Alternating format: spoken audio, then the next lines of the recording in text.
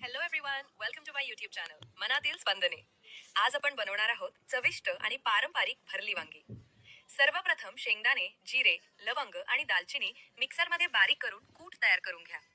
आता या कूटामध्ये लिंबाचा रस, लाल तिखट, हळद, धणे पावडर, हिंग, मीठ आणि गूळ घालून सर्व साहित्य छान एकजीव करून मसाला तयार करा.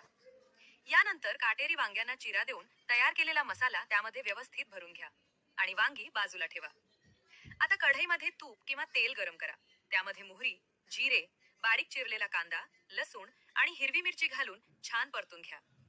यानंतर त्यामध्ये थोडं तिखट, हळद, हिंग, मीठ आणि थोडंसं पाणी घाला. आता मसाला भरलेली वांगी अलगद कढईत ठेवा. झाकण ठेवून काही मिनिटे वाफ येऊ द्या. थोड्या वेळाने उरलेला मसाला वरून पसरवा आणि पुन्हा झाकण ठेवून वांग्यांना आणखी एक वाफ येऊ द्या.